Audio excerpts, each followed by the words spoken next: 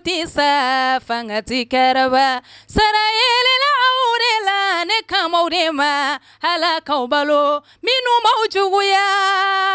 kuka juguya to minu baukoniya aw bismillah lumière tv sanfɛ walasa ka kunnafoni adamaden kunnafoni ko ɲuman a bɛ fa ka sɔrɔ a ma fɛn bila da kunnafoni sɔrɔ cogo ɲuman kama an bɛ segi k'a fɔ ina kaw bismillah aw ka jabarani so sanfɛ n'o ye lumière tv kunnafoni an b'a ɲini k'a d'aw ma a ɲuman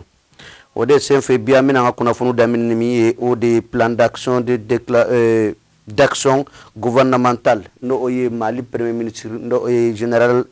de division Abdoulaye Maiga na li gendarmerie ndabi anga gouvernement kuna bi ale koni kumbe sente ma nyema ina fo temene u koni ya ka balka aka wulga jona ka barinta bala ka voter sente mo kelenga kiti sidama ni wati na jamana den do koni beke u yara nyiniga do ko bara in ka nyana ko jugu ko femi babulo ay min fo sentenye ko nyana ko jugu ko ndo waliyara ko Mali bi bo nola Mali bi lafiya la do fona ko amay do ma son a chamaye do ko do bala ko vraiment ko duma anafaye opinion ko ndata ka laje beba ka atafo okono wodela bamono ko kuma do ko ma ke mandika ben fenkelenka me ben ko ni keleno min ka ode Mali ko be ka tanye chogomna ode be ka nyenyini nambore hali sisa anga jamana inkono ambi to Mali ba inkonana ambi ta inafo anga jamana inkono hali sisa abi fofe mako les responsables des médias no ye kuna foni dilaw koni ulu kanyema ya so koni wiye nyingalu damadama do ku yala lin wati nuna ko nungo ni galalembe ko sebe no ye Mali kuna fundi law yoro wa abi fofe mako soroko koni ko okelembe kata banani ni wati nuna ko kuna fundilo be ga segen ko sebe ukabara ko nana kute ka soroke kute ka war soro wode landi ataka laje wi ko ne jetemina ke ka taxi kuraw do ta no ye sharia kuraw ye ko uyere ka sharia nuku bulla bo sharia nunka bla jamana nyema nyekoro uka a voter ka ke sharia ye mbi ka to kuna fundilo be ka lafiya barala ni ya ko konta ka laje sharia nu abi fo femi mayre ko soro no ye edala apprécier o bele jeli bala ananyo ona chama me taxi nun ko ni ndo ye sharia papier nu ubeka munumunu gouvernement ni sente ani jamana nyema so no ye présidentiel ni nyonche me ma shita don flo papier nu ngoni biseka sororom na wa abi voter domina ma shi fanato o don halisisa nambore yal sanga jamana inkono ambi ta yorom mimbi wele ko l'ambassade de la République populaire de la Chine no ye chinois ka na fo la sigde mi manga jamana inkono akoni ye conférence de presse belebele koni broda anga jamana inkono mardi temene aya jira ka fo ko Mali ni Chine koni kutige dina nyo ma ko sebe la soroko sirafe na fama ko economy ko o koni be ake sababu ya mimbi sekato Mali abina fasoro Chine bina fasoro odela ganya partenariat kono ko o koni be ka ke anni nyogonche wa soro nu ani bara nu ni kulika jonu nu ko onafa bise jamana flying bela jelima wa jamana flying ko o bela jeli bise ka tanye chogomna o be bise ka soroke chogomna o be jamana do bise ka lafe chogomna ko o de ni jamana flying ko ni hakilna nu ka mirnai wa min na fo ambassadeur mi manga jamana ko ndo Shin ambassadeur nduba wele ko chun amana hore shinwa togodo Chin Zi Kwango akoni ya jira ka fo ko Mali ni Shin nyonche ko ni ko tigari nyogoma min kelendo ko nafa be ka bunya kosebe wani wuli ka jon ni barano ni kuma no berjeli fora yoro mina ode Shin yere ambassade mi ban fa ya ko sad bele ba ngono ndu ye u ka salde e conférencier nambore alisa anga fasoba Maliba ambito okono anga chebado be nduba wele ko le général Abdoulaye Maiga ale koniye centre fobi mako administration pénitentiaire ndo odiye kaso la den gardien ulu ka nyema ba koni ulu ka gardien ka nyema ba de ale niyata ka laje akoni ekoko amado berolawa ayere bika kaso de munu garde ko kama yere mastafaru ka wani ko ina sabula niyata ka laje wiya jira ka foko mardi temene no yekunu mardi tubabu kalo tle muga akoni moko koni kuna foni mun sorla ya jira ka fo koni chebayin koni ko juju ya koni ya bla ina fo MCA kono ndo ye ayere be yɔrɔ min ɲɛmaya ale yɛrɛ bɛ a gardiw minnu ɲɛmaya la a kɔni bilala sisan u yɛrɛ ka mara kɔnɔ n'o ye gardiw ka mara ye nin cɛ in kɔni n'o ye général Abdulahi Mayiga a kɔni jirala k'a fɔ ko dɔ de bɛ yen min kɛra kasoladen do ka ko la ko kasoladen in kun kan ka juger de ka bila a vie n'o ye si kaso k'a kan ka bila o la ko do kɔni ɲagamina o ko la o de la jamana justice kɔni ya nin cɛba in kɔni ka wele bɔgɔ jɛnnen ka a ma ɲɛ a labana kaso kɔnɔ a yɛrɛ kun bɛ maa minnu garde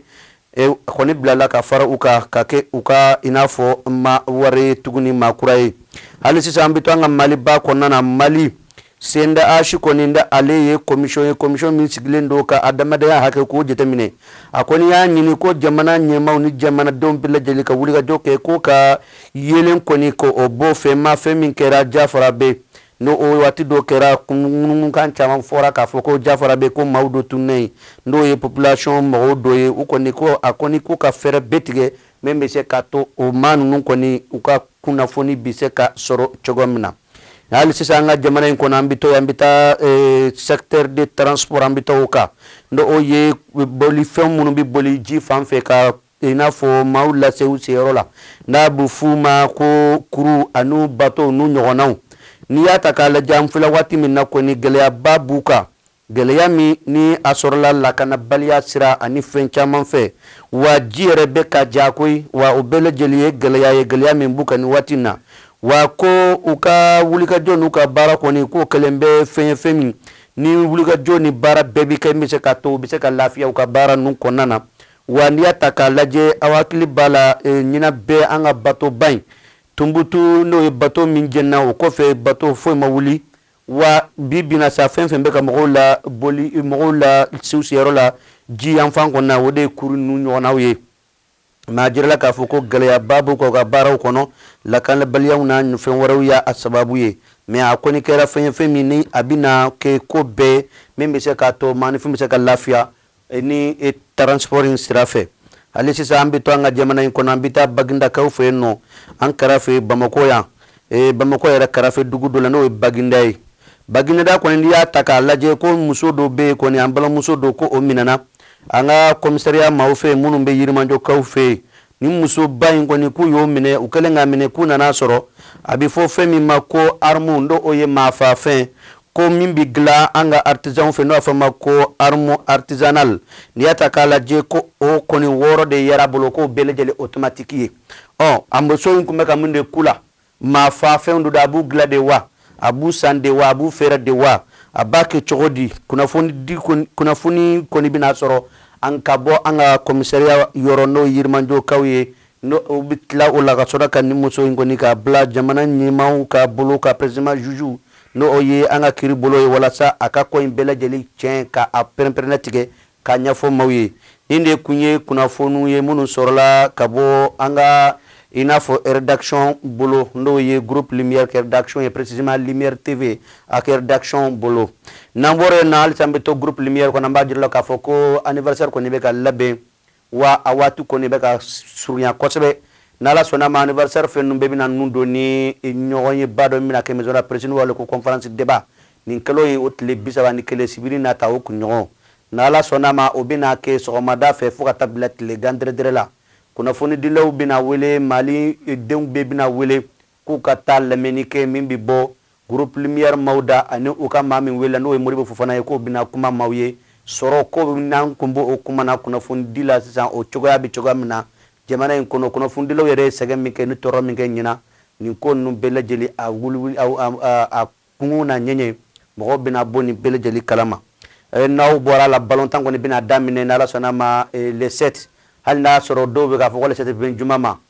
groupe Lumière ɲɛmaaso bɛna lajɛ yɛlɛma bɛna don ko date na cogo min na o bɛna ɲɛɲini min bɛ se ka to kunnafoni bɛna se maanifinw ma donc a kɔni mana kɛ cogo cogo kunnafoni kɔni bɛna se maanifinw ma n'Ala sɔnna ma n'an bɔra yen an bɛ taa précisément concert belebele min bɛna labɛn o concert min ni n'Ala sɔnna ma a bɛna kɛ le 12 juillet Café des Arts kɔnɔ wa bɛɛ welelen don kɛnɛ kan bɛ se ka to maanifinw bɛ se ka nisɔndiya ka hakili farikolo ɲagali k'o sɔrɔ n'Ala sɔnna ma donc ni seli kɔni bɛn ni le 7 ye fura bina sɔrɔ ko in na k'a pousser k'a bila dɔn wɛrɛ la n bɛ se k'a to kuna ballon tan kɔni bina ballon tan ko ɲuman groupe lumière ka anniversaire kɔnɔna na an bɛ foni lasaw bɛɛ ma a y'a kan bɛ n'Ala sɔnna ma sini ni waati kɛla min na kunnafoni lasaw ma. Nyado ah o mekere fato ya ka ke fato yo jogodi ah ke i kele tunu mi bela bili nyado mu ga journal sur de corriger ga minisa o mu journal ko e ta kalama Lumière TV mo kelenu ka balontan do organiser Mali comédien to la ni journal sur abedam le 7 juin ka ta bla fo le 12 juillet là wa le 12 juillet o ta bané boy o 12 juillet kelengele ne o beta be wa anniversaire do vraiment o kelenu ko ga nyanaje belebele café des arts konnana yes ka wele bla Mali artiste bɛɛ lajɛlen ma invité surprise yɛrɛ o badem na kɛ kɛnɛ kan no a tɛgɛ basi ko mun na bɛ dɛsɛ sisan journal su gɔni ni ne ye journal si kelen corriger ka taa yan fɛ i b'a corriger i ja sigi sa e yɛrɛ de ka teli ka ko ma i b'a corriger ka taa yan fɛ k'a kɛ tan k'a kɛ bii Europe Malien Lumière TV maaw kunkan bɔra tuguni ala ni ko information yɛrɛ i ko Lumière TV ni ko farikolo ɲɛnajɛ o kunnafoni i ko Lumière TV ni ko kodumaw jamana kunkan ko ba fɛ bɛ dugu in kɔnɔ ni bɛ fɛ ko information yɛrɛ sɔrɔ i ko Lumière TV nka an bɛ nin bɛɛ la Malien ko belebeleba bɛ yen nɔ nouvelle duman ba dɔ bɛ yen surprise mondiale o mun ye o ye Lumière TV anniversaire de cɛ ko bɛ dugu la Malien ayiwa ɲinan kɔni an kɛn bɛ ka programme bɔ programme min kɔni non ni n ka cɛ bɛɛ bɛ nin yɛrɛ sɔrɔ a kɔnɔ. Programme mina damne mun la o farikolo ɲanajɛ no be damne le 7 juin comédien journaliste ka fara équipe yɔrɔw kan ala o match be damne le 7 juin a bɛ kɛ palais de la culture la synthétique terrain bɛ yen nɔ match be damne fo le 12 juillet ayiwa balontanw mana kuncɛ sa final mana kɛ o don su kelen le 12 juillet an bɛna concert belebeleba kɛ concert min a bɛna jamana artiste ba bɛɛ lajɛlen de yen nɔ Malien ko fara surprise kan ala Lumière TV ma n'aw tɛ jɔn de bɛ ɲɛ Malien sa ayiwa ne gerebu fanba ne ni n ka jama an kɔni bɛ yen nɔ ne t'aw ta dɔn dɛ ayiwa a ye bɛɛ ko kɔnɔkulu an ka ɲɔgɔn sɔrɔ café des arts kɔnɔna la an ka nin ko in kɛ ko dumanba ye ala Lumière TV k'an bɔ dibi la k'an bila yɛlɛ la. balimakɛw n balimamuso électromina de jɔrɔ bɛ aw la o banna pewu walima sɔkɔnɔminɛnw misirikɔnɔminɛnw studio minɛnw salle de conférence minɛnw fo ka taa se bafuluminɛnw ma mɔgɔ kelen pe sɔrɔ yɔrɔ kelen pe hatɛ fune dumasi Cheikh Mamutu Traoré yele électronique a filɛ ni bɔra Membo sirafara la k'i bi yɛlɛ ka taa centre meublé fan fɛ yanni ka fara juste i bi i côté gauche lajɛ yele électronique Cheikh Mamutu Traoré i b'a sɔrɔ yen nɔ i mɔgɔ bɛna se minɛn o minɛn ma a minɛn bɛɛ lajɛlen bɛ yen i n'a fɔ baffle guitare lampadaire chaise micro piano b'o la batterie ampli microphone fo ka taa se lumière ma maa o maa bɛ yen k'i b'a fɛ ka galon bɔnda o tuma na sa boli biribiri i ka taa se yele électronique Cheikh Mamutu Traoré ka yɔrɔ la n'i ye ɲɔgɔnmɛ bila cɛncɛnkulu sanfɛ tɛgɛ t'a yira tuguni dɛ o ye cɛ funɛ dimanche o tuma na sa an bɛɛ lajɛlen ka wuli ka jɔ kɛ an ka Mamutu Traoré ka yɔrɔ sɛgɛrɛ yele électronique hatɛ aw ma ye Lumière TV ma ko ti sa fanga ti kɛrɛba sara yele la aw de la ne kamaw de ma ala k'aw balo minnu m'aw juguya k'u ka juguya to minnu b'aw kɔniya